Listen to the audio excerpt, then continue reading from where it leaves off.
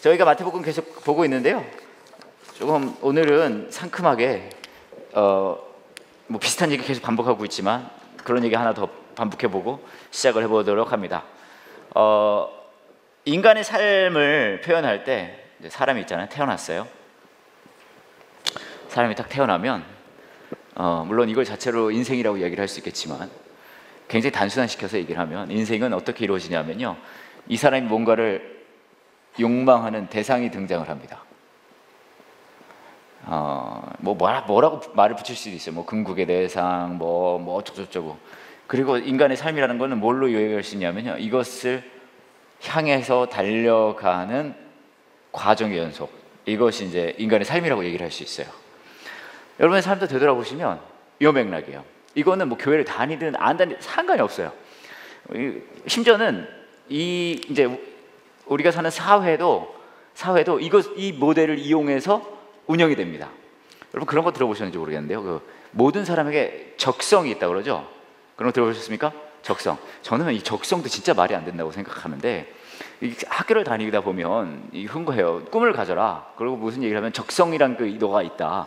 그리고 뭐라고 가르쳐 주냐 하면, 적성을 맞는 네가 그 꿈을 찾으면 너는 정말 행복한 삶을 살 거다. 그렇게 가르쳐요. 여러분 그런 거 말은 좀 다를 수 있지만 비슷한 맥락으로 아마 배우셨을 거예요. 그죠? 그럼 우리 다 그렇게 생각해. 그러면은 내 적성에 맞는 무언가 꿈을 찾아서 그 꿈을 찾으면 내가 행복해질 수 있겠다. 이거를 뭐라 그러더라고요. 자아실현이라고도 하고요. 뭐 그렇게 표현하잖아요. 되게 웃기는 사실은, 여러분 혹시 주위에 일명 그 적성이란 거를 맞는 꿈을 찾아서 행복해하고 있는 사람을 많이 만나보셨습니까? 거의 못 보시지 않으셨습니까? 그죠? 아니, 학교나 이 사회는 그렇게 가르치는데 실제 이 세상에는요, 그런 사람이 존재하지 않아요. 그렇지 않습니까? 아니, 그런 사람도 있어요. 아니, 내가 아는 사람 중에서는 공부를 좋아해서 어떤 물리를 전공해서 물리를 열심히 공부해가지고 그래서 지금 물리학 교수를 하는데 너무 잘 살고 있어요. 맞을 수 있어요. 근데 그 사람한테 가서 물어보세요. 지금도 물리가 그렇게 좋은가? 아마 지금도 좋다는 사람이 있을 수도 있겠지만 대부분은, 제가 이거 다 인상 실험을 다 겨친 거예요. 네, 근데 없어요, 거의. 무슨 말이냐 하면, 이게 우리가 사는 세상 자체가 이렇게 가르치고 이렇게 해서 세상이 돌아가게 만드는 거예요. 그래서 세상이 돌아가게 만드는데 문제는 뭐냐면, 실제 이거에 뭐랄까요, 이 딱 맞는 사람을 찾기가 쉽지 않다는 거죠. 그 말은 무슨 말입니까? 실체하지 않는 걸 가르치는 거죠. 그죠? 네. 제가 왜 그 얘기를 하냐면, 뭐 그거 자체도 뭐 흥미있는 이야기거리기도 하지만 그 얘기를 하려는 게 거기도 마찬가지 모델을 쓰고 있는 거예요. 네가 꿈이 있어. 너는 모든 사람에게는 꿈이 있어. 그리고 그 꿈으로 갈 수만 있다면, 그 꿈이 뭔지를 파악하고 갈 수만 있다면 네 삶은 행복해질 거야. 이게 굉장히 납득이 쉽게 가는 모델이에요. 이거 여러분에게도 또 이게 꼭 그 적성 그것뿐만 아니라 수없이 적용될 수 있습니다. 아이를 낳았어요. 심지어는 다른 사람에게도 이렇게 적용하거든요. 우리 아이가 이 학교만 간다면 너무 행복해질 것 같아. 그죠? 또 뭐가 있을까요? 우리 남편이 혹은 내가 직장에서 요 정도에만 갈 수만 있다면, 이게 반복돼서 이제 이루어지는 거죠. 이게 이제 인생이라고 해도 이거만 죽어라 하다가 죽는 거예요. 그게 삶입니다, 여러분. 네, 이게 인생이에요. 이게 인생인데, 흥미로운 사실은, 제가 그 얘기를 좀 해볼게요. 여러분도 이제 교회 좀 오래 다니신 분들도 계실 수 있겠지만, 저는 아버지가 목사님이거든요. 그래서 태어날 때부터 그렇게 표현하죠. 사자성어로 모태신앙. 제가 이제 모태신앙인데, 모태신앙이라는 게 어디 있어요? 그냥 태어나 보니까 교회에서 자란 거지. 여하튼 근데 저는 조금 뭐라 그럴까, 삐뚤어진 성품 뭐 그런 게 좀 약간 비판적 그런 게 있었어요. 그래서 뭐라 그럴까, 좀 받아들이고 싶지가 않더라고요. 그래서 물어봤어요. 이제 교회에서 컸으니까 도대체 믿음이란 걸 알게 설명을 해달라. 근데 설명을 해주는 사람이 없는 거예요. 그냥 믿으래요. 그걸 뭔지 모르겠다. 그걸 설명을 해주면 내가 믿겠다. 그러면은 이제 주로 나오는 얘기가, 불을 꺼놓고 반주를 깔고 성령님이 너에게 임할 때까지 기도해라. 그럼 성령님이 임합니까? 짜증이 임하죠. 그렇죠. 짜증은 임하고 인내심은 다 날아가고 그런 일이 벌어지는 거예요. 그래서 제가 이제 이렇게 보면 교회에서도 신앙이라는 걸 주로 두 가지 정도로 표현을 많이 하더라고요. 어떻게 표현하냐면, 첫 번째는 물질적으로 표현을 해요. 물질적. 그러니까 저희 아버지가 기독교 하나님의 성회 목사님이세요. 쉽게 말하면 순복음교회 목사님이세요. 더 쉽게 말하면 조용기 목사님 파세요. 예수께서 말씀하셨습니다. 이렇게. 근데 이제 뭐 대부분 한국교회 이런 정서가 있지만 좀 순복음교회는 조금 더 있는 것 같아요.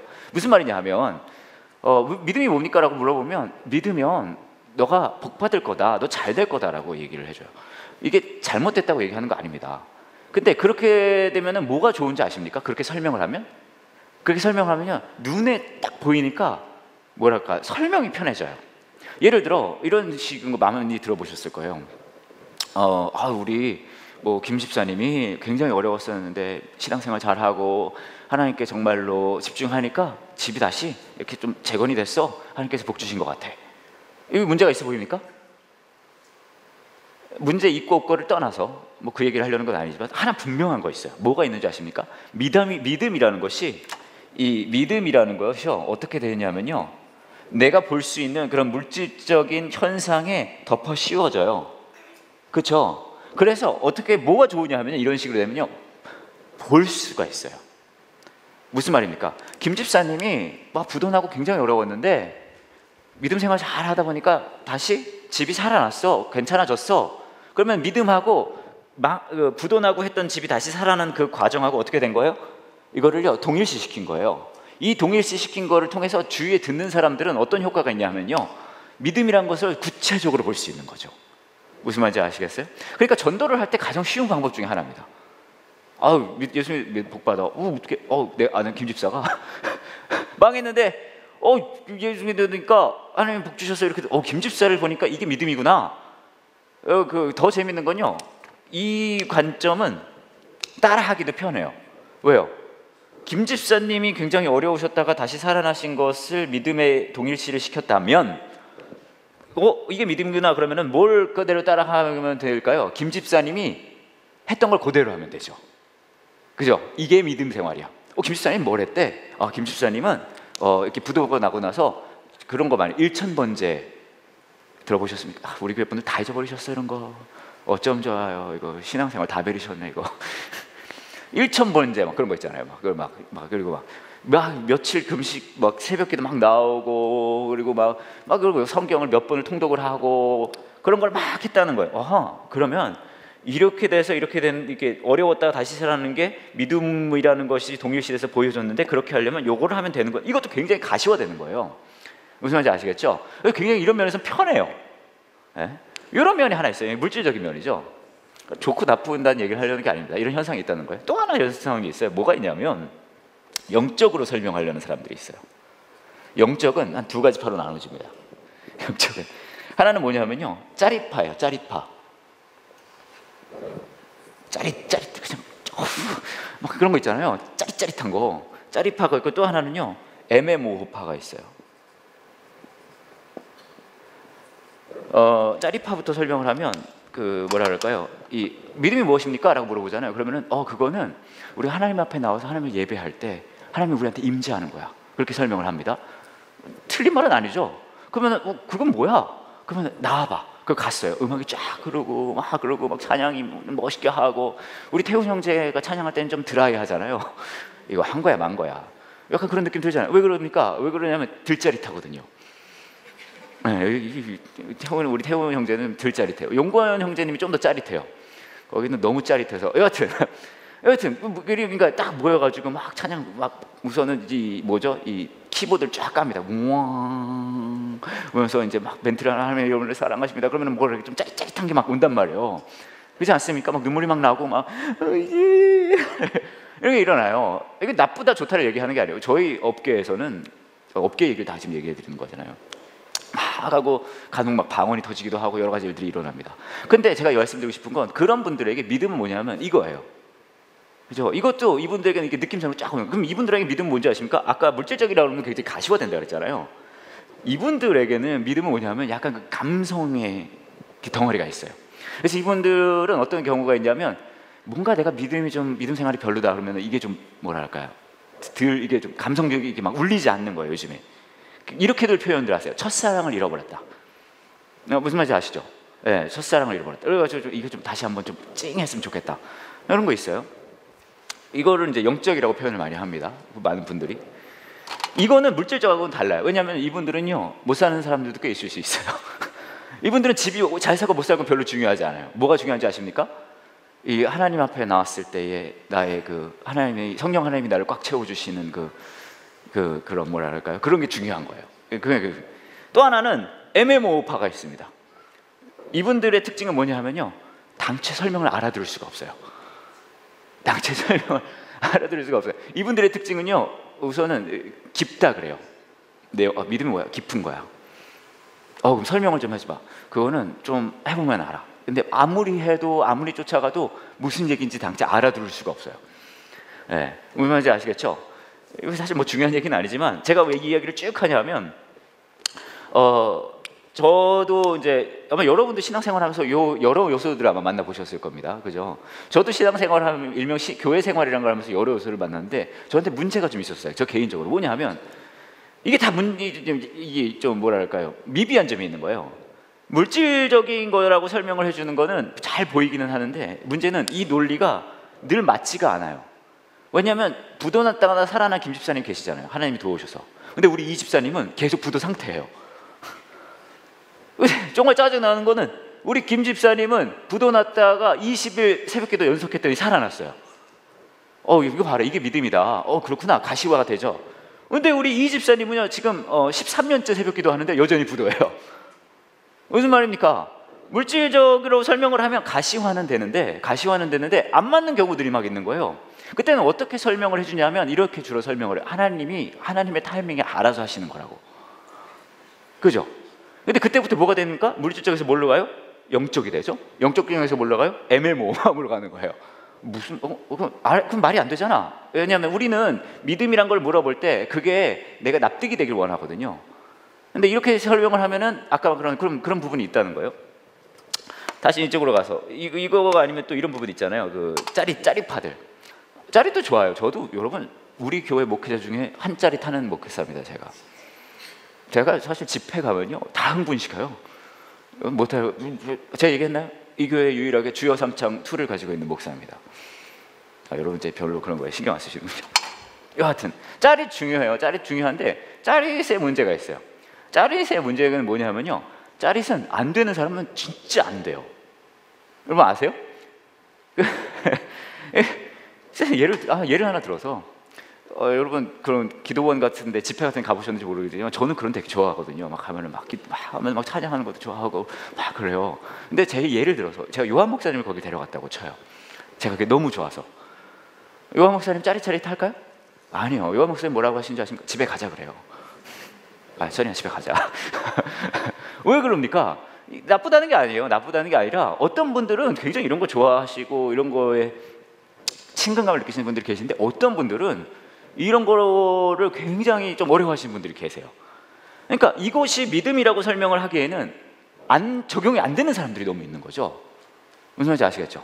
그러니까 그것도 저한테는 어려움이었어요. 왜냐하면 제가 믿음이 무엇입니까? 라고 제가 성장한 교회에서 물어봤을 때 주로 이런 식으로 답을 다 해줬거든요. 근데 이거를 제가 그 얘기를 듣고 그러면은 이건가 하는데 자꾸만 오류가 생기는 거죠. 애매모호함을 또 얘기하시는 분들이 그냥 다녀보면 알아. 성경을 한 10번 보면은 알 수 있어. 10번 봐도 모르잖아요. 그럼 15번째 보라. 여하튼 이런 분들이 계신데요. 이분들은 아예 납득을 제가 포기했어요. 포기했는데 제가 말씀드리고 싶은 건 뭐냐 하면 이거의 좋고 나쁘고를 이야기하려는 게 아니라 제가 나중에 알았더니 성경은 이것도 결국은 하나의 부수적인 거였더라고요. 신앙의 핵심은, 성경의 핵심은 뭐냐 하면요, 물질적이 되든 영적이 되든 이거는 하나님 쓰신 하나의 도구에 불과해요. 뭐냐 하면 이 모델이에요. 결국은 무슨 말이냐 하면 아까 말씀드렸듯이 우리의 삶이 끊임없이 어떤 대상을 향해서 접근해가고 찾아가고 그것을 얻기 위해 발버둥 치는 과정이라면 신앙은 뭐냐면요, 아주 간단해요. 한 사람의 삶에 이 과정에 이 대상에 뭐가 되는 걸까요? 이 대상이 누가 되는 걸까요? 하나님이 되는 거예요. 이 끝이에요. 끝. 이게 얼마나 중요한지 아십니까? 왜 중요하냐? 우리는요, 제가 뭐 이런 얘기 수없이 하죠. 맨날 반복하면서 합니다. 우리의 절대적인 어떤 대상이 있으면요, 그것을 위해 우리가 이것을 중심으로 해서 우리 삶을 막 만들어 나가요. 좋은 대학을 가기 위해 공부를 막 하면 뭐 끝도 없어요. 직장을 가기 위해 막 하고 노후를 준비하기 위해 뭘 하고 어떤 대상을 삼은 다음에 그걸 위해서 막 많은 것들을 채워 나가는 게 우리의 삶이라고 한단 말이에요.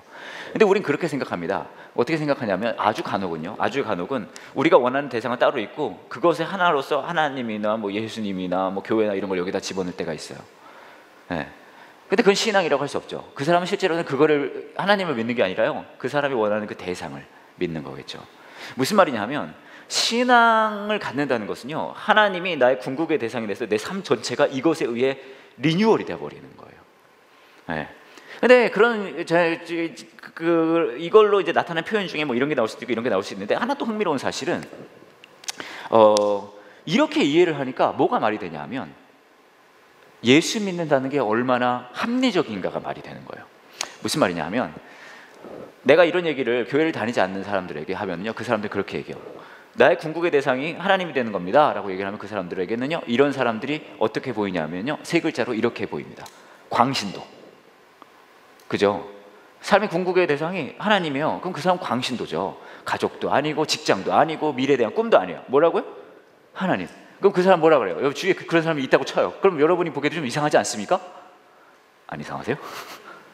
그럼 광신도예요. 그렇지 않습니까? 왜냐하면 가장 중요한 게 하나님이라는 거잖아요. 근데 되게 재밌는 사실은요. 근데 이 대상에 하나님이 아닌 다른 게 들어가는 게 그렇다면 훨씬 나은 건가라는 걸 질문을 던져보면 그것도 되게 웃기는 사실이에요. 왜 그럴까요? 왜냐하면 예를 들어 뭐 출세라고 돈이라고 해보죠. 돈이 내 삶의 궁극의 대상으로 삼고 산 사람. 그렇죠. 돈이 궁극의 대상과 하나님의 궁극의 대상. 여러분에게 물어본다는 것 자체가 굉장히 편파적이긴 한데 뭐가 더 괜찮은 삶일까요? 모르세요? 질문이 어려워요? 질문 좀 너무 쉬워요? 좀 헷갈리는 걸 해볼까요 그러면? 이렇게 해보죠. 그러면 돈 하지 말고 돈 하니까 무서워서 여러분들이 레벨이 안 되는구나. 이거 해보죠. 김요한으로 해볼게요. 자, 김요한이 궁극의 대상이 되는 사람과 하나님이 궁극의 대상인 사람과 당연히 어느 게 더 괜찮은 삶일까요? 그렇죠. 근데 이것도 되게 웃기는 질문이긴 해요. 근데 되게 웃기는 사실 뭔지 아십니까? 수많은 교회에서요 이렇게 샥샥 바뀌기도 해요. 그렇지 않아요? 네. 이 얘기는 제가 조금 이따 더 할 수도 있겠지만 근데 여기 이게 돈이 들어갈 수도 있고 명예가 들어갈 수도 있고 뭐 수만 가지 들어갈 수 있겠죠. 근데 어떤 의미에서 생각해 보면 성경이 처음부터 끝까지 얘기하는 거는 요 한 거예요. 요 하나. 여기 너 다른 거 들어가는 거 그 멍충이 짓이야. 그 얘기를 하는 거예요. 그러면 우리 이스라엘 친구들도 그렇고 성경에 나온 친구들이 뭐라 그래요? 아니요, 안 멍충한 짓이에요. 이거 하나님 멍충이에요. 막 그런단 말이에요. 그럼 하나님이 어떻게 해요? 얘네를 흔들어 주세요. 그럼 얘네 정신을 바짝 차리죠. 아이고. 왜 반복이에요? 신앙생활은 무엇입니까? 하나님이 여기에 들어가는 거고요. 다시 말하면 여기에서 나타나는 표현들이 이걸로 나타날 수도 있고 이걸로 나타날 수도 있고 하나님이 이것을 이루기 위해 이것을 쓰실 수도 있고 이것을 쓰실 수도 있다는 거예요. 다시 말하면 어떤 데를 가면요. 어떤 분들은 그렇게 얘기해요. 이 무슨 말이냐. 이거다. 이거야 이거. 아니야 무슨 말이야. 이거야 이거. 막 짜릿해야지. 그렇게 다른 사람한테 강요하시는 분들이 계실 수 있어요. 그 교회는 짜릿해야지 말이야. 막 짜릿해. MSG 그냥 팍팍 쳐가지고 막. 그래서 장수해야지.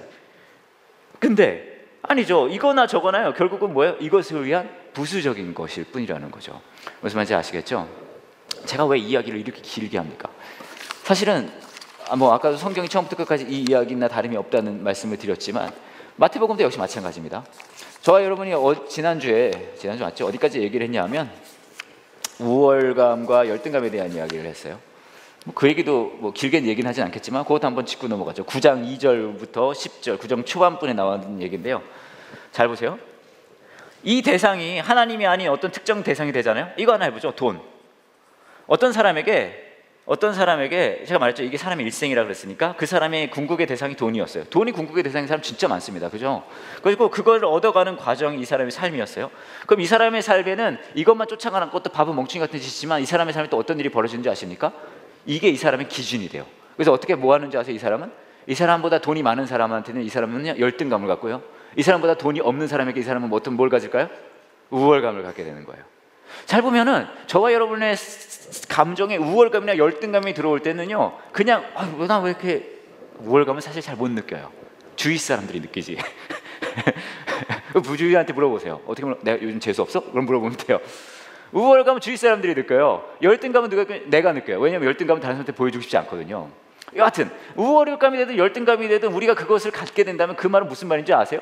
내 삶의 궁극의 대상이 하나님이, 그 시점에는 하나님이 아니라는 얘기예요. 그러니까 실제 점검해야 될 것은 내가 열등감을 버려야지 우월감을 버려야지가 아니에요. 실제 점검해야 될 게 내가 진짜 그럼 쫓아가고 있는 게 무엇인가로 돌아가야 된다는 이야기죠.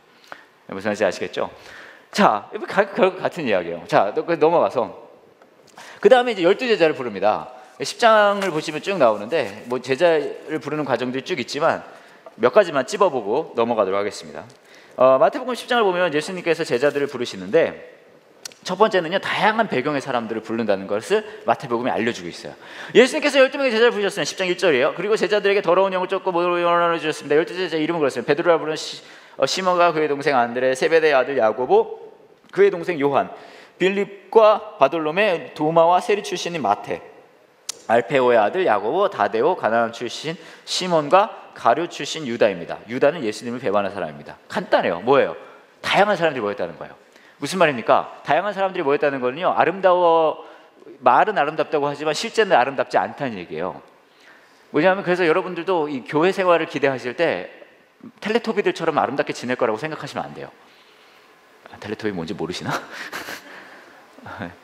뚜비 나나 보, 예, 여하튼 걔네는 그냥 무작정 행복해요. 예, 이건 그렇지 않아요. 교회는요, 온갖 다양한 사람들이 모입니다. 예, 왜 그러면은 다양한 사람들이 모입니까? 흥미로운 게 제가 얘기해 드릴게요. 아까 다시 이 모델로 들어가서 이게 모든 것에 먹힙니다. 돈을 대상으로 삼는 사람이 아까 하나 예를 들어서 뭐 여러 가지 될 수 있어요. 명예, 뭐 권력 다 될 수 있어요. 돈이라고 하나 다시 쳐볼게요.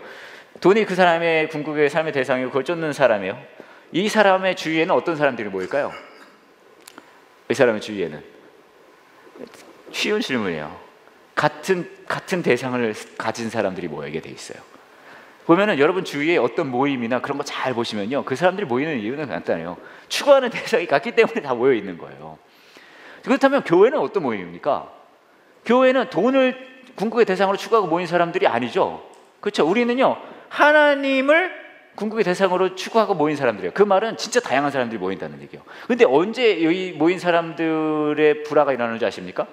우리가 늘 하나님을 궁극의 대상으로 삼으면은 텔레토비처럼 잘 지낼 수 있어요.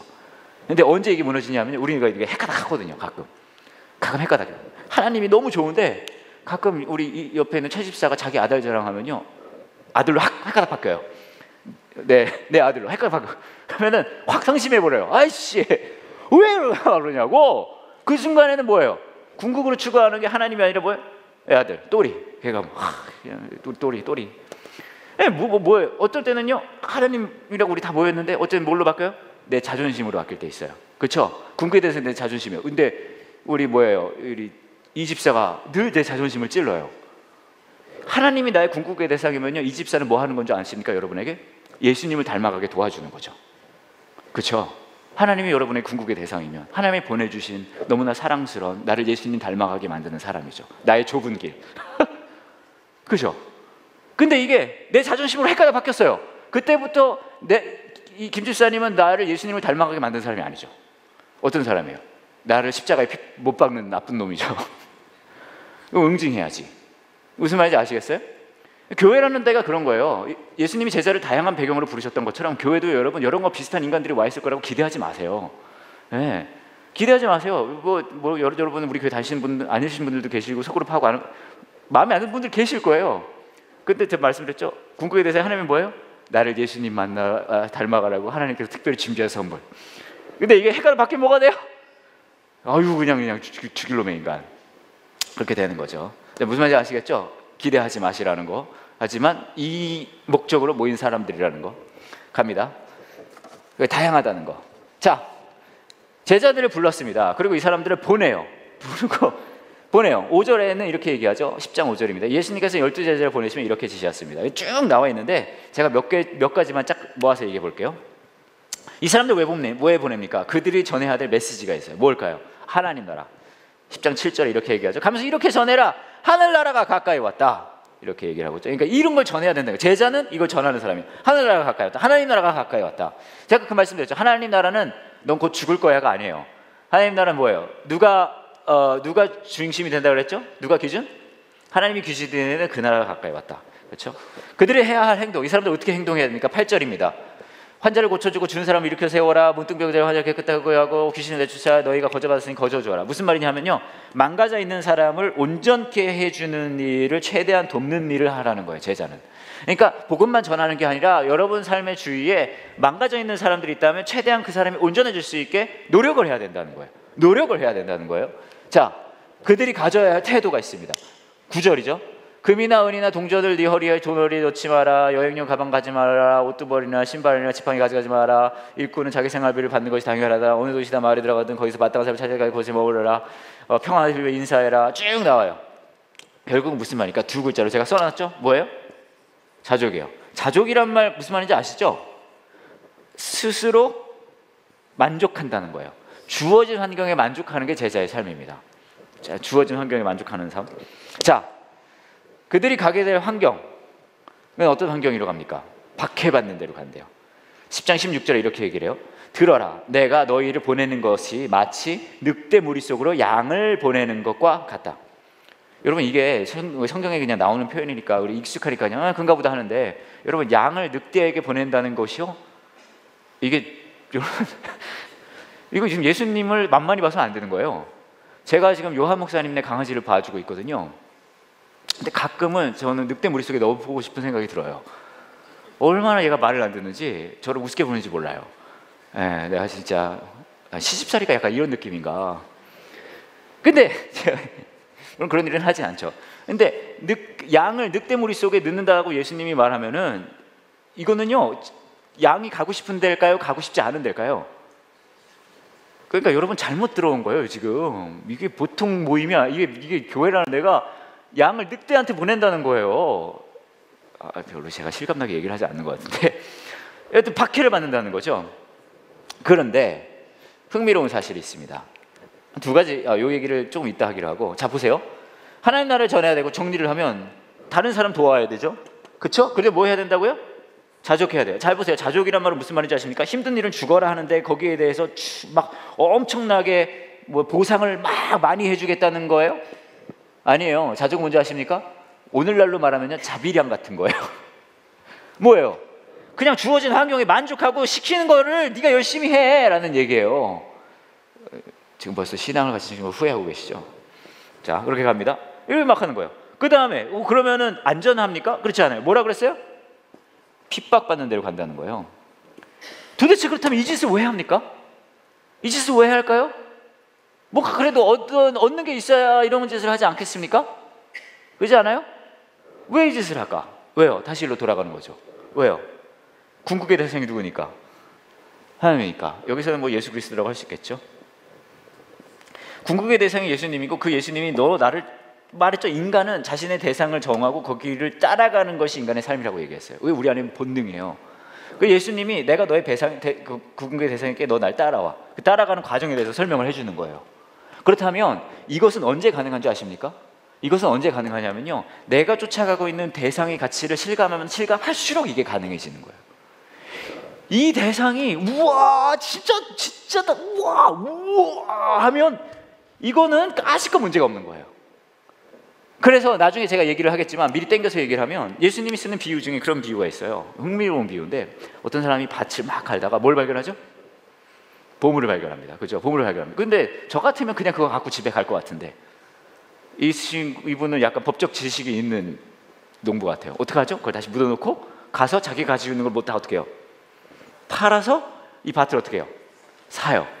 왜 흥미롭죠? 이 사람은요, 우리 놓치고 있는 게 하나 있는데 굉장히 좋은 이거예요. 뭐냐면, 우선 자기가 가지고 있는 걸 갖다 팔았어요. 그 다음에 밭을 샀단 말이죠. 무슨 말인지 아세요? 밭의 가격과 그 안에 있는 보물의 가격을 생각해 봤을 때 어느 게 더 훨씬 더 비쌀까요? 그렇죠. 그러니까 그것을 신나게 해요. 신나게. 이 비유를 왜 하는지 아십니까? 왜냐하면 같은 얘기예요. 우리는 제자의 믿음의 길, 우리 순교자의 길, 우리 다 죽읍시다 막 그러면은 죽어버려, 그냥 죽자. 아니에요. 신앙의 길은 물론 순교자의 길이고 죽음의 길이고 고난의 길이긴 해요. 근데 그럼에도 불구하고 어떤 길인 줄 아십니까? 기쁨의 길이에요. 왠지 아세요? 마치 그 밭일을 하다가 보물을 발견해서 신나게 가가지고 자기 재산을 몽땅 다. 여러분 재산 몽땅 팔아본 적 있으십니까? 없으시죠? 이거 보통 경험이 아니에요. 전 사실 팔 재산도 없긴 한다만 실컷 한 다음에 그 돈을 가져서 그 밭을 그냥 홀딱 사버려요. 왜 그럴까요? 왜 그 기쁨이 어디서 나오는 걸까요? 그냥 겉에서 사람들이 보면 이거 미친 짓이다라고 생각을 하지만 사람들이 그러면 그러겠죠. 근데 이 사람한테는 이건 전혀 아무 문제가 안 돼요. 왜 그럴까요? 밭에서 발견한 그 보물의 그 가치를 실감했기 때문이에요. 왜 신앙의 삶은 이게 신앙의 삶이에요. 우리는 막 우씨 할만해요. 하지만 그럼에도 불구하고 갑니다. 왜요? 그 대상을 실감하기 때문에. 네. 그래서 이렇게 얘기해 볼 수 있어요. 내가 요즘에 신앙적으로 아까 제가 그랬죠. 아까 김 집사님 돌아가서 김 집사님이 내가 하나님이었으면 하나님이 나의 대상이었으면 예수님이 나를 예수님 닮아가러 보내준 사람이지만 자존심으로 샥 바꿨어요. 그러면 여기 짜증 김 집사 막 집에 와서 남편한테 막 뭐라 그래요. 김 집사 여기 확 교회 옮겨버려? 막 그럴 수 있어요? 그러다가 제정신은 획가닥 돌아와요. 그러니까 획가닥 돌아오면 그 다음부터 어떤 일이 벌어지는지 아십니까? 나를 예수님이 그렇게 사랑하셨는데, 나를 향한 예수님이 사랑이 그 사람 하나 품어주는 것만도 못하나? 나를 예수님이 나도 죽을 죄 있는데 그렇게 사랑하셨는데, 그 다음부터 김치쌀을 사랑하는 거는 아무것도 아니게 되는 거는 좀 심한 표현이에요. 물론 어려워. 하지만 어디로 돌아가야 된다는 거예요? 여기로 돌아가야 된다는 거예요. 여기로. 자, 그래서 두 가지 10장 37절에 이렇게 얘기해요. 누구든지 나를 사랑하는 것보다 자기 부모를 더 사랑. 같은 얘기잖아요, 그죠? 나의 제자가 될 자격이 없다. 누구든지 나를 사랑하는 것보다 자기 아들과 딸을 더 사랑하면 나의 제자가 될 자격이 없다. 자기 십자가를 지고 나를 따르지 않는, 다 제가 지금 한 얘기 다 하고 있는 거잖아요, 그죠? 네. 너 나를 사랑하면 십자가 지고 따라오는 거야, 그러는 거예요, 그죠? 조금 얘기를 하고 있어요. 근데 이걸 어떻게 해야 되냐? 당최 이걸 어떻게 해야 되냐? 하나 팁을 예수님이 주십니다. 멋진 팁이에요. 10장 16절에 박해받을 거다라고 얘기하면서 그러므로 라고 이런 표현을 하죠. 뭐라고 써 있어요? 뱀처럼 지혜롭고, 그 다음에요, 비둘기처럼. 이거예요. 이거 무슨 말이냐 하면, 여기로 예수 그리스도가 나의 궁극의 대상이 되는 거에는요, 순결함이라는 게 필요하다는 거예요. 그래 슉슉 바뀌어요. 막 1분 안에도 막 엄청 바뀌어요. 저도 그래요, 저도. 근데 엄청 바뀌는 과정에서도 예수 그리스도가 나의 궁극의 대상이라는 것으로 계속 돌아오고 다시 찾아가고, 그걸 뭐라 그러는 거예요? 이게 순결함인 거예요, 순결함. 근데 순결함의 비교를 뭘로 했어요? 비둘기로 했죠. 비둘기. 왜 비둘기가 순결할까요, 여러분? 비둘기 멍청해요. 아십니까? 비둘기 눈빛 보셨어요? 비둘기 눈빛 이래요. 왜냐면 평소에 하는 짓이 뭐예요? 왜냐면 평생 이러고 다녀요. 뭐예요? 멍청해요. 비둘기는 멍청하다는 말은 무슨 말일까요? 단순해요. 네, 단순해요. 그냥 착각 단순. 예수. 약간 이러니까 사이비 종교 같네요. 그런데 더 재밌는 사실이 뭔지 아십니까? 우리 비둘기군은 멍청하죠. 그래서 단순해요. 순결해요. 근데 너는 멍청하기만 해서는 안 되라고 또 얘기를 해주세요. 예수님이 끝내주죠. 이런 멋진 표현이 어디 있습니까? 어떻게 하라고요? 뱀처럼 어떻게 하라고요? 뱀처럼 지혜로우라고. 그러니까 이거 집중은 비둘기처럼 멍청하게 해라. 대신에 역으로 가는 여러 과정들은 어떻게 해야 된다고요? 지혜로워야 돼요. 예를 들어 김 집사가 여러분의 속을 뒤집어 놨어요. 근데 여러분이 이제 막 헷가닥 했다가 다시 돌아왔어요. 예수. 근데 단순하게 또 가서, 내가 김 집사, 당신 진짜 미워. 죽이고 싶었어? 용서해. 최 집사, 평소부터 마음에 안 들었어? 이러면 돼요, 안 돼요? 이러면 안 돼요. 그럼 진짜 비둘기 같이 사는 거예요. 뭐가 필요하다고요? 지혜가 필요해요. 이건 진짜 대단해요. 예수님이 근데 어떤 지혜라고 그래요? 누구 같은 지혜요? 뱀 같은 지혜란 무슨 말이에요? 아주 이게 표현이 있는데, 뭐죠? 그 똑똑한데 약간 간사? 간교? 좋은 단어들은 아닌 것 같은데요? 애가 조금 똑똑한데 머리를 막 나쁘게 쓰는 애 하나 있죠. 영악. 정답. 영악하라는 거예요. 머리 엄청 써야 돼요, 여러분. 크리스천으로 살려면. 예? 여러분 눈빛이 이렇게 흐리멍텅하면 안 돼요. 김 집사한테 돌아왔어요. 우리 헷가닥 들어오면 뱀처럼 간교하게 이 사람을 어떻게 다시 품을지를 머리를 짜내야죠. 그죠? 머리를 짜내야 되는 거예요. 그게 신앙의 삶이에요. 근데 문제 뭔지 아십니까? 문제 뭔지 아세요? 많은 분들이 이렇게 바뀌어요.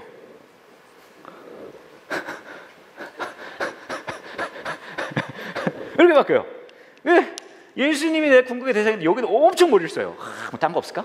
그래서 이거 될까? 이거 신앙 이거 돼? 이거 안 될 것 같은데 이렇게 들어가면 우리 다 훅 망하는 거 아니야? 막 그래서 엄청 머리 써요 거기다. 그러다가 가끔 제정신 돌아옵니다. 가끔 예수 그리스도로 딱 바뀌는데 그때 멍청해져요.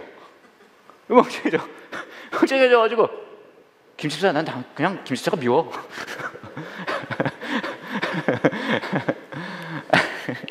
무슨 말이에요?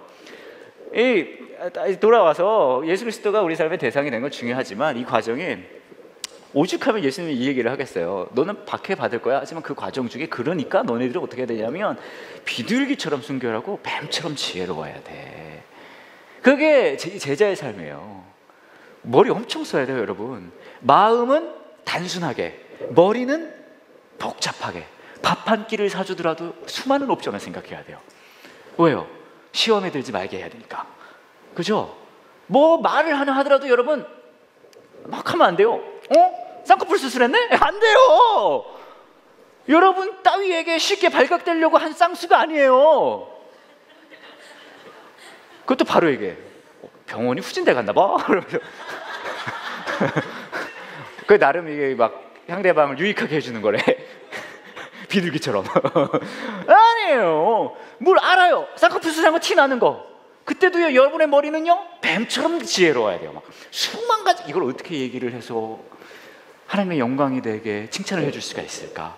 어떻게 하면 이 사람이 예수님 닮아가게 쌍꺼풀 수술한 것을 내가 칭찬해 줄 수 있을까? 벌써 대단한 숙제 아닙니까? 여러분 그런 거 연구해 본 적 있으세요? 네? 네, 딱 그리고 이게 능한 사람은요, 누가 새로 만나면 벌써 스캐닝이 들어가요. 비둘기처럼 막 이렇게 가지고 옷이 왜 그래요? 안 그래. 스캔이 딱 들어간 다음에 이 사람에 대한 수만 가지 삶의 경험 이걸 막 해가지고 어떤 얘기를 어떻게 해야 되지? 막 머리 쥐나요. 그렇게 해야 되는 거예요. 제가 가끔요, 여러분, 우리 교회도 이제 커지다 보니까 밖에서 그러니까 뭐라 그러죠? 단번에 인식할 수 없는 분들을 만날 때가 있어요. 그분들 인사를 한단 말이에요. 근데 그분들은 꼭 반갑게 인사를 해요. 그래서 오래 안 분들은 저한테 반갑게 인사 안 해요. 선생님, 가요. 오래 안 분들은, 우리 교회 오래 다니신 분들은 우리 가요. 굳이 너에게 크게 인사하고 싶지 않다. 이런 맥락인데 온 신지 얼마 안 되신 분들은 제가 이제 이렇게 다 모르잖아요. 그런데 얼마나 반가워하시는지, 선임 목사님! 이래요. 우와, 선임 목사님! 막 이런단 말이죠. 그러면은 뭐 그분 반가워서 인사하는 건 맞는데 저는 어떤 일이 그 순간에 벌어진 줄 아십니까? 제 머릿속 그때부터 막 지나기 시작하는 거예요. 막 스캐닝. 내가 이건 어디서 봤더라? 어디지? 보리떡 교회인가? 아닌데? 아유, 교회는 이렇게 많아가지고 그냥. 함께하는 교회인가? 방송국에서 만났나? 하는 거예요. 그리고 우선은 저는 집사님! 그래요. 그러면 못하는 거야. 시간을 끄는 거죠. 대박! 진짜 그러면서 막 그러면서 막 유도신문을 막 아니 여긴 어쩐 일이세요? 왜냐면 이것도 길어야 돼. 왜냐면 저에게 예전에 여기 산다는 근처에 산다는 걸 얘기해 준 적이 있을 수도 있어요. 그러니까 이 어쩐 일이세까지 하면 저 여기 맞아요.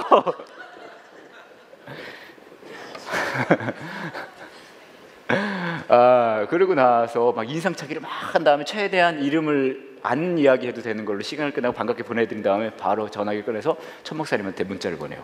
이렇게 생기신 분이신데 이분이 성함이 뭐냐고. 천 목사님 다 알거든요. 저한테 알려줘. 이분이다. 여튼 중요한 건 뭡니까? 제가 왜 이 짓을 하고 있을까요? 왜요? 그만큼, 왜냐하면 저는 뱀처럼 지혜롭거든요. 가끔 비둘기처럼 지혜로울 때도 있긴 하지만 특히 제가 와이프랑 있을 때는 비둘기처럼 지혜로워요. 뱀처럼 순결하고. 여하튼 이거 기억해야 된다는 말씀 드리고요. 자, 넘어갑시다. 자, 강의 한 4번으로 가세요. 자, 11장으로 갑니다. 11장 가면은 감옥에 있던 요한이 예수님한테 물어봅니다. 사람을 보내서 당신이 오신다고 했던 그분입니까? 아니면 다른 분을 기다려야 됩니까? 그렇게 물어봐요. 근데 그때부터 이어지는 쭉 내러티브가, 그런 이야기들이 결국 제가 말씀드린 그 이야기를 하고 있어요. 뭐냐 하면 예수님이 진짜 궁극의 대상이십니까에 대해서 계속 물어보는 거예요. 보시면은 12장 12절에 바리새파 사람들이 이것을 보고 예수님께 말했습니다. 보시오, 당신의 제자들이 안식일에 금지된 일을 하고 있습니다. 그때는 어떤 일이냐면 제자들이 이제 안식일 날 이제 이렇게 보리밭에 가서 막 그런 거 먹었어요. 그랬더니 막 화났어요. 아니, 안식일 날 그런 짓 하면 어떡해? 그런 거예요. 그래서 당신이 진짜 우리의 궁극의 대상이면 어떻게 안식일에 대한 법을 지키지 않을 수가 있습니까? 그 얘기를 하고 있는 거죠. 하지만 실제로는 그 얘기를 하면서 뭔 얘기를 하고 있냐면요, 무슨 이야기를 하고 있냐면 그 사람들은 자신들이 궁극으로 대상을 삼고 있는 것에 예수님을 넣기가 싫은 거예요. 그러니까 최대한 그것을 부인하고 싶은 거죠. 반복됩니다, 이 상황이. 안식일에 손이 오그라진 사람을 보여주면서 회당 안에 이렇게 얘기하죠. 사람들이 예수님을 고발하려고, 안식일에 병을 고치는 것이 옳습니까? 라고 예수님께 물어보고요. 귀신 들린 사람을 고쳐준 예수님을 보면서 23절에 이렇게 얘기합니다. 이 사람이 혹시 다윗의 후손 메시아가 아닐까라고 막 사람들이 놀랐을 때 바리새파 사람들이 이 사람이 귀신의 우두머리인 바알세불의 힘을 빌려 귀신을 내쫓는다. 무슨 말이요? 그 사람은, 예수라는 사람은 궁극의 대상은 아니야, 궁극의 대상은 아니야 하고 자신이 그것을 놓고 싶지 않은 거예요. 계속해서 이런 일들이 반복됩니다. 근데 여기에 대해 예수님의 답은 뭔지 아십니까? 맞아, 나야 라고 얘기를 하세요. 11장 4절에 보시면 이렇게 얘기하죠. 요한이 물어봤을 때, 요한에게 가서 너희가 듣고 본 것을 말해라. 보지 못한 사람이 보고 걷지 못한 사람이 걷고 문둥병한 자가 듣고 듣지 못한 사람이 듣고 죽는 사람이 살아나면 가난한 사람에게 복음이 전한다 하여라. 나를 의심하지 않는 사람이 복이 있다. 이게 되게 흥미로워요. 왜 흥미로운지 아십니까? 지금 예수님은 자신이 궁극의 대상이라는 것을 설명하는데 그것을 뭘 예를 드냐 하면 병자들이 고침을 받고 있고 이런 일들이 벌어지고 있어 라고 얘기를 하고 있죠. 무슨 말입니까? 아까 제가 설명했죠. 물질적으로 일어나고 있는 일을 예를 들면서 예수님께서 궁극의 대상이라는 걸 알려주시는 거예요. 그렇죠? 네, 건강이 좋아지고 있는 사람들을 보이지 않니? 그러면서 그러시는 거예요. 말씀드렸듯이 이 목적을 위해 이것을 쓰시는 거예요. 그렇죠? 바뀐 게 아니에요. 또 갑니다. 그 다음에 쭉쭉쭉 가면 12장 18절, 내가 선택한 종을 보아라. 내가 그를 사랑하고 기뻐한다. 내 영을 그에게 줄 터인데 그가 이방 사람들에게 정의를 선포할. 그는 다투지 않고, 이 말씀을 인용을 해서 이야기를 하는 거예요. 그는 상한 갈 때도 꺾지 않으시고 꺼져가는 불꽃도 끄지 않을 것이다. 쭉쭉 나옵니다. 12장 30절 보시면 누구든지 나와 함께하지 않으면 나를 반대하는 것이. 이거 얼마나 대단합니까? 내가 킹왕짱이라고 얘기하는 거예요. 예수님이 내가 킹왕짱이야, 나야, 네가 원하는 그 사람 나야. 나와 함께 모으지 않는 사람 흩트리는 것이지. 그러므로 내가 너에게 말한다. 어떠한 죄나 신성모독은 다 용서받게 성경을 쭉쭉 그런 이야기를 하고 있죠. 자, 이에 대한 반응이 나와요. 이에 대한 반응. 바리새파 사람들이 뭐라고 얘기하죠? 12장 14절에 이렇게 얘기를 합니다. 바리새파 사람들은 가서, 잘 보세요, 당신은 궁극의 대상이 아닙니다라고 이 사람들이 얘기했어요. 그러니까 예수님이 여러 가지 예를 들면서 내가 맞아 얘기했어요. 그러니까 바리새파 사람들은 여기에 대한 반응이 어떻게 나오는지 아십니까? 예수를 죽여버리자 라고 얘기해요. 왜요? 예수를 궁극의 대상으로 받는 즉시 자신들의 궁극의 대상으로 받는 것을 지킬 수가 없게 돼버리기 때문이에요. 그래서 12장 14절에 예수님을 어떻게 없앨지 모의를 했습니다 라고 이야기를 나옵니다. 그래서 이거에 관한 이야기가 보면은 쭉 나와요. 예수님을 만났을 때 반응에 대한 이야기예요. 11장 15절을 보시면 들을 수 있는 귀를 가진 사람 모두 들어라. 내가 이 세대 사람들 무엇에 비유할 수 있냐? 장대 있는 아이들인데 피리를 불었는데 왜 춤추지 않았냐? 반응이 없다는 거죠. 노래를 불었는데 왜 울지 않았냐? 11장 20절 보시면 자신이 가장 기적을 많이 베푸셨던 도시들을 꾸짖기 시작하면서 얘기합니다. 왜 회개하지 않느냐고. 12장 49절 보시면 제자들에게 이렇게 얘기하죠. 보아라, 내 어머니와 내 형제들, 누구든지 하늘에 계신 나의 아버지의 뜻을 행하는 사람이 내 형제요 자매요 어머니다. 계속해서 반복적으로 나오는 건 뭐냐면 예수님이 등장했어요. 예수님이 등장했는데 여기에 대해 어떻게 반응하느냐는 거예요. 성경에 보면 예수님을 만났을 때 반응은 딱 두 가지로 나뉩니다. 하나는 뭐냐면 예수를 따르거나, 또 다른 하나는 뭐냐면 예수를 죽이거나. 그래서 보면은 그렇게 생각할 수 있어요. 그런가 보다. 아니에요. 이 이야기의 핵심은 이리로 돌아가는 거예요.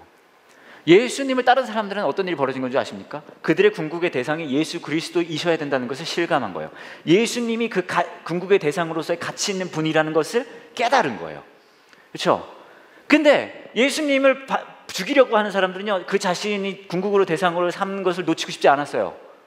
그게 뭐 종교적 전통이 되든 자신들이 누리고 있던 지위가 되든 뭐가 되든지 간에.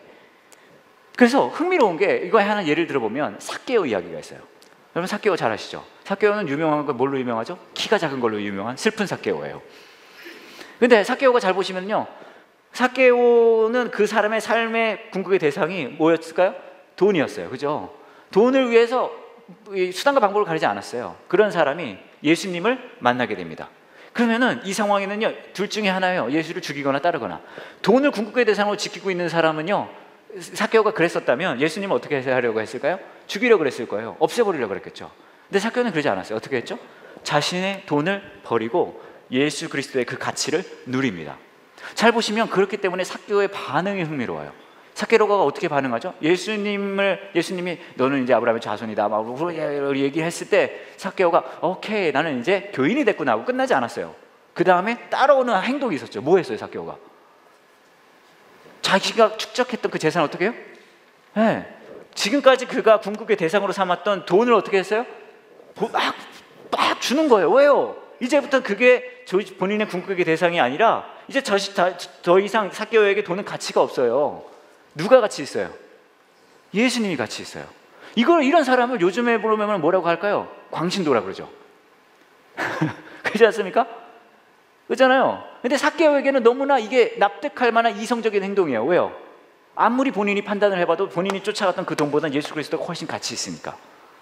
더 이상 돈은 자신에게 필요가 없는 거예요. 똑같죠? 김집사가 나에게 속을 막 긁어놔요. 그래도 괜찮아요. 왜요? 나의 자존심보다는 누가 더 가치 있으니까?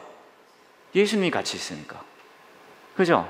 이 맥락이 일어나는 겁니다. 그래서 이제 반응이에요. 반응. 그 다음에 예수님의 절대성을 만난 이들은 다른 모습을 반응을 했었습니다. 같은 한 얘기를 좀 다르게 표현하는 거예요. 예수란 존재는 가볍게 우리에게 좋은 가르침을 주는 분이 아니에요. 예수님이 딱 나타나서 우리가 흔히 생각하는 것은 막 예수님이 늘 이렇게 목욕 가운 같은 거 입고 개심치레한 눈을 하고서는 미용실을 금방 갔다 온 머리를 하고 계시잖아요. 그러면서 막 이렇게 하면 후광이 막 쫙 나오고 그러잖아요. 막 그러고 이러고 계시잖아요. 그러면 우리는 막 그냥 예수님 막 그렇게 얘기해요. 약간 테리우스 같이 생겼어요. 캔디에 나오는. 근데 예수님은 그렇게 나이스하지 않아요. 예수님이 늘 등장을 하면 우리 삶에 제대로 예수님이 등장을 할 때는요, 우리에게 선택하게 해요. 왜냐하면 예수님은 존재감이 그만큼 대단한 분이기 때문에 그래요. 예수님을 딱 만나면 따르거나 죽이거나 둘 중에 하나인 거예요. 예수를 믿는다는 건 뭡니까? 예수를 따르기로 결정한 거예요. 예수를 안 믿는다는 건 뭘까요? 예수님을 또 죽일 수는 없잖아요. 예수를 내 삶에서 없애는 거예요. 네. 자, 이렇게 반응이 나올 수밖에 없다는 말씀을 드리고요. 자, 그래서 11장 25절에 보면 이렇게 나오죠. 예수님께서 이렇게 얘기하세요. 하늘과 땅의 주인이신 아버지, 이것들을 지혜롭고 영리한 사람에게 감추시고 어린아이들에게 보여주시니 감사합니다. 그랬습니다, 아버지. 이것이 아버지께 기뻐하시는 뜻입니다. 나의 아버지께서 내게 모든 것을 주셨다. 아버지의 아들, 하나님의 아버지가 없다. 무거운 짐을 지키신 사람 다 모두 나에게 오너라. 내가 너희를 쉬게 할 것이다. 나는 마음이 온유하고 겸손하나 나의 멍에를 메고 내게 배워라. 그럼 너희 영혼이 쉼을 얻을 것이다. 여러분이 굉장히 좋아하는 말씀이에요. 그렇죠? 이 중에서 수고하고 무거운 짐을 짓는 자들아 다 내게로 오라. 너무나 내가 너를 쉬게 하리라. 너무 좋은 말씀이잖아요. 그렇죠? 막 이거 듣고 있으면은 이렇게 되고. 근데 이 후반부가 훨씬 더 중요해요. 뭐라고 얘기하는지 아십니까? 29절에 우리 28절을 좋아하거든요. 무거운 짐을 지고 지친 사람 모두 나에게 오너라. 내가 너를 쉬게 할 것이다. 28절에서 낚여요. 문제는 29절이 있어요. 나는 마음이 온유하고 겸손하니 여기까지 그런데 그 다음이 중요해요. 나의 뭘 메고요? 그러니까 다 낚였어. 아니 와서 쉬어라 그러면은 멍에를 메우면 안 되잖아요. 근데 예수님은 와서 쉬어라 하고 뭐라 그래요? 내 멍에가 있지롱. 요거 매랑 이렇게 얘기하는 거예요. 왜 그럴까요? 뭐 뒤에 보면 나의 멍에는 씻고 나의 짐은 가볍다라고 얘기를 하지만 뭐예요? 사실은요, 어떤 대상을 가지고 그걸 쫓아가는 삶을 산다고 했잖아요. 우리 삶의 그 반복은요, 이 대상이 무엇이 되든지 여기까지 가는 과정에 고통이 있어요. 그렇죠? 여러분, 돈이 어떤 사람의 궁극의 대상인데 그 돈으로 가는 과정이 쉽고 재밌든가요? 그렇지 않아요. 힘들고 고통스러워요. 명예는 어떻습니까? 자존심은 어때요? 내가 궁극의 대상을 삼고 거기까지 가는 길은요, 우리에게 늘 고통스러워요. 이거는요, 여러분, 궁극의 대상이 예수 그리스도로 바뀐 것도 똑같아요. 고통스러워요. 대신 뭐가 다른지 아십니까? 예수 그리스도의 가치를 실감하면 실감할수록 아까 제가 이야기했던 것처럼 그 멍에는요 다른 대상인 것보다 나에게는 기쁨으로 다가올 수 있다는 거예요. 그래서 성경에서는요 우리에게 쉼을 주고 자유를 준다는데, 우리는 자유라 그러면 아무것도 얽매이지 않는 거라고 생각해요. 그런 일은 일어나지 않아요. 그건 존재하지 않아요. 왜냐하면 그런 아무것도 얽매이지 않는 자유는요 멍 때리는 삶이에요. 왜냐하면 잘 보세요. 나는 이제부터 아무것도 얽매이지 않고 자유로워야지 하고 생각하잖아요. 그때부터 뭐에 매이는 줄 아십니까? 나는 아무것도 얽매이지 않고 자유로워야지라는 생각에 얽매여요. 이거 되게 이거 고차원입니다. 깊은, 이거 애매하지만 고차원이에요. 무슨 말이냐면 아무것도 얽매이지 않는 삶은 존재하지 않아요. 불교에서는 그렇습니다. 뭐 이렇게 무로 간대요. 무. 그렇죠? 그게 그분들의 길이라고. 근데 그것도 좀 말이 안 되는 게 무로 가는 것이 유하잖아요. 그죠? 이것도 굉장히 깊어요. 여하튼 핵심 뭐냐 하면요, 아무것도 얽매이지 않는 자유라는 건 존재하지 않아요. 그 다음 성경은 뭔 얘기를 하냐면 너에게 자유를 주겠다. 어떤 자유입니까? 아무것도 얽매이지 않는 자유가 아니잖아요. 맞아, 얽매이긴 할 거야. 뭐에 얽매이죠? 진짜 가치 있는 것에 얽매이는 게 진짜 자유야. 그 얘기를 하는 거예요. 우리 집 아이들이, 뭐 제가 이런 얘기 많이 하긴 했지만, 우리 집 아이들이 자유롭고 싶다고서는요 은행동에 지들끼리 나가면은요 자유롭긴 하겠죠. 하지만 큰일 날 자유예요. 그잖아요. 참고로 저희 아이들 5학년 3학년인데요 혹시 여러분들이 5학년 때부터 은행동 가서 놓으셨다면 제 예화가 안 먹힐 수는 있겠지만, 여하튼 우리 아이들은요 저희 집에 있을 때 자유로워요. 하지만 완전 자유롭지 않죠. 왜냐면 저랑 제 아내가 잔소리를 더럽게 많이 하거든요. 김준아! 얘네도 알아요 그거를. 그래서 얘네한테, 야 니네 이게 지겹지? 이제부터 너네는 은행동에 가서 자유롭게 살아라. 그럼 얘네 갈까요? 안 가요. 왜냐면 얘네도 본능적으로 알고 있어요. 우리 이 집 문을 나서는 그 순간 우린 죽을 수도 있다. 무슨 말이에요? 성경에 마찬가지예요. 수고하고 무거운 짐진 자들아. 무슨 말입니까? 야, 너 지금까지 다른 거 쫓아서 막 엄청 고통받으면서 살아오지 않았냐? 그렇지? 근데 나에게 와. 그럼 멍에가 없습니까? 있지. 하지만 내가 너의 궁극의 대상이 되는 그 멍에는 쉽고 가벼워. 왜냐면 가치 있거든. 그 얘기를 하고 계시거든요. 오늘 여기까지 하도록 하겠습니다. 오늘 여기까지 하고 다음 주에 마태복음은 못 끝낼 것 같아요. 비유는 다음 주에 하는 걸로. 제가 잠깐 기도하고 마치도록 할게요. 하나님 감사합니다. 저희 또 이 밤에 모여서 하나님의 말씀을 같이 보았습니다. 어쩌면 우리 삶도 되돌아보면 무언가 어떤 대상을 놓고 열심히 쫓아가는 그런 삶을 살아온 것을 발견하게 됩니다. 어쩌면 지금 이 순간에도 말은 예수님만 사랑하고 쫓아간다고 하지만 여러 가지 다른 거 쫓아가거든요. 하지만 바라고 원하는 것은 하나님께서 함께해 주셔서 저희가 뱀처럼 지혜롭고 비둘기처럼 순결하기 원합니다. 우리의 마음은 여러 가지로 흔들리고 어려울 때 있지만 다시 돌아올 수 있게 해주시고, 그리고 그 예수님을 쫓아가는 과정 중에 하나님께서 지혜로 채워주셔서 그 다른 어떤 것 아닌 예수 그리스도가 드러나는 삶에 부족함이 없는 그런 삶 될 수 있게 하나님께서 함께해 주시기 원합니다. 무엇보다도 저희가 기도하는 것은 예수님께서 우리에게 말씀해 주셨던 것처럼 수고하고 무거운 짐진 자들아 다 내게로 오라 내가 너를 쉬게 하리라. 너에게 주는 나의 멍에는 가볍다고 하신 그 말씀처럼 예수 그리스도라는 그 멍에가 우리에게 가볍고 또 누릴 수 있는 그런 멍에 되기를 원합니다. 그리고 그 길을 예수님 따라 쫓아갈 수 있는 우리 될 수 있게 계속해서 우리를 깨워주시고 우리를 이끌어 주세요. 감사합니다. 예수님의 이름으로 기도합니다.